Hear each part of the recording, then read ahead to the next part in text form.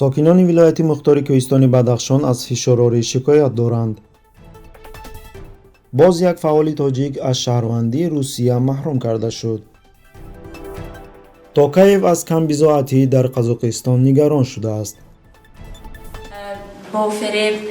ду омӯзгор аз ноҳияи Рошқалъаи вилояти мухтори кӯҳистони Бадахшон ба расонаҳо муроҷиат карда изҳор доштанд, ки мақомоти корҳои дохилӣ онҳоро маҷбур карданд тариқи телевизиони маҳаллӣ баромад кунанд ва бо боз кардани парвандаи ҷиноӣ таҳдид карданд. Омӯзгорони мактаби рақами 6-и деҳаи Шикуш Наргиз Ҷонмирзоева ва Азиза Қарачабекова гуфтанд, ки онҳоро ба раёсати корҳои дохилии вилояти мухтори кӯҳистони Бадахшон даъват карда маҷбур карданд, ки дар телевизиони маҳаллӣ дар бораи эътирозҳои дар хорух шуда гузашта суханронӣ кунанд ва ҳамчунин чанд нафарро ҷинояткор бихонанд. моро ба он ҷо даъват карданд, ки ба яке аз муаллимонамон тавсифнома диҳем, аммо вақте ки ба он ҷо расидем, кормандони шӯъбаи корҳои оид ба ноболиғон Майсара Азизбекова ва Шоймардонов ба мо фишор оварда маҷбур карданд, ки матни тақдим кардаи онҳоро дар назди камераҳо бихонем. дар ин матн эътирозгарон ва чанд нафари дигар ҷинояткор номида шуданд, аммо мо аз гуфтани ин суханон худдорӣ кардем. сипас ба мо гуфтанд, ки аз болои мо парвандаи маъмурӣ кушода мешавад ва баъд доғи судӣ мемонад. метавонанд маошамонро кам кунанд. фишорорӣ хеле сахт буд. мо маҷбур шудем, ки розӣ шавем, то ин ки зудтар аз он ҷо биравем, мегӯянд Ҷонмирзоева ва Қарачабекова дар мактуби худ.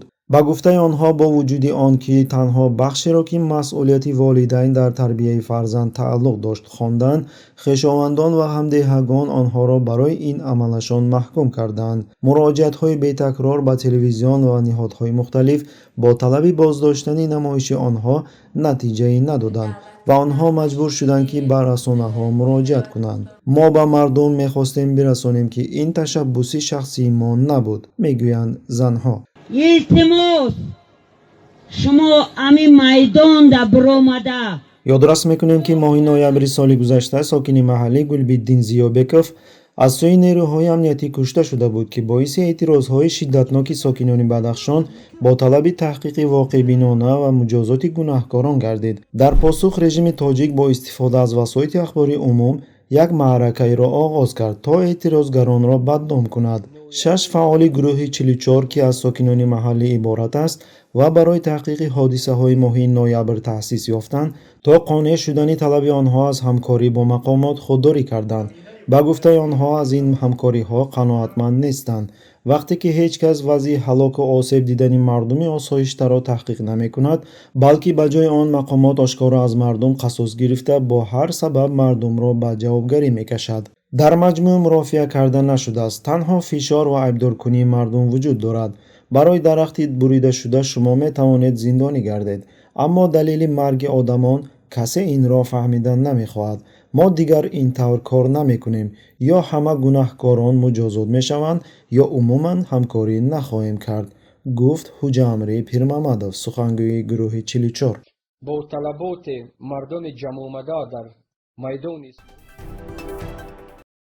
додгоҳи кассатсионии шаҳри Саратови Федератсияи Русия рӯзи 13 январ қарори идораи шиносномадиҳии Саратов дар бораи маҳрум кардани фаъоли 58-солаи тоҷик Қадам Исматовро аз шаҳрвандии Русия тасдиқ кард. дар ин бора портали Бомдод хабар медиҳад. Қадам Исматов дар мусоҳиба ба хабарнигори Бомдод қарори додгоҳро ноодилона хонд.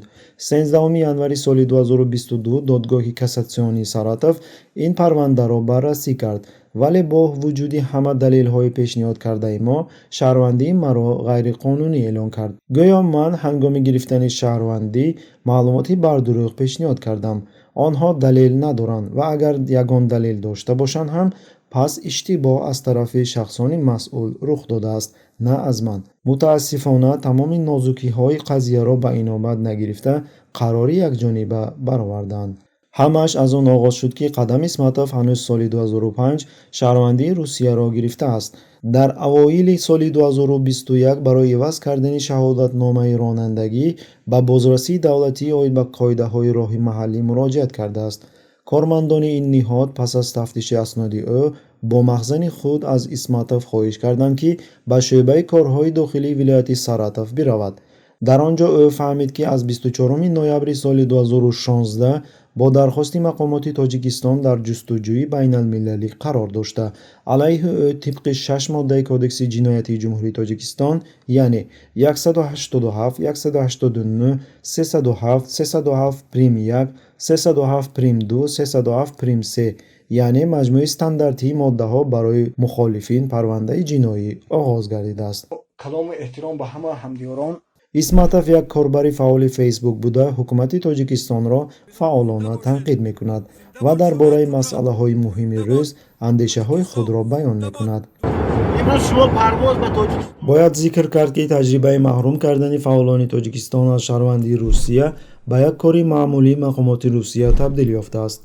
Масалан, соли 2017 Каромат Шарипов ва соли 2021 Иззат Амон аз шаҳрвандии худ маҳрум ва ба Тоҷикистон истирдод шуданд. охирин бо парвандаи ҷиноӣ сохта ба 9 соли зиндон маҳкум гардид. имрӯз шумо парвоз ба Тоҷикистон доред. ба назди фарзандон.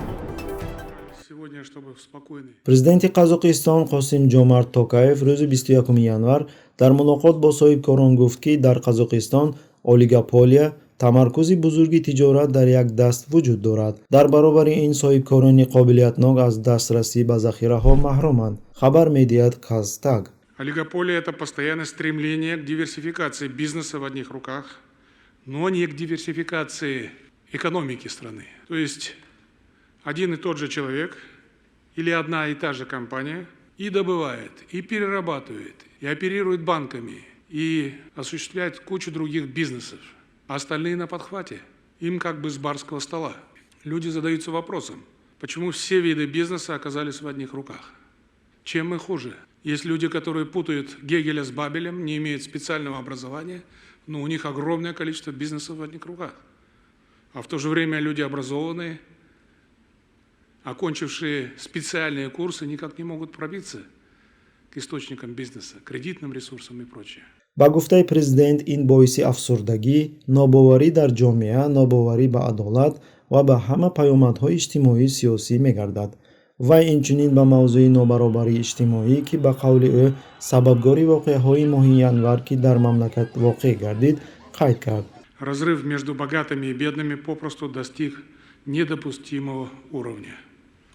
На фоне коррупции, о которой вам хорошо известно, предпринимателям это явление действительно хорошо известно.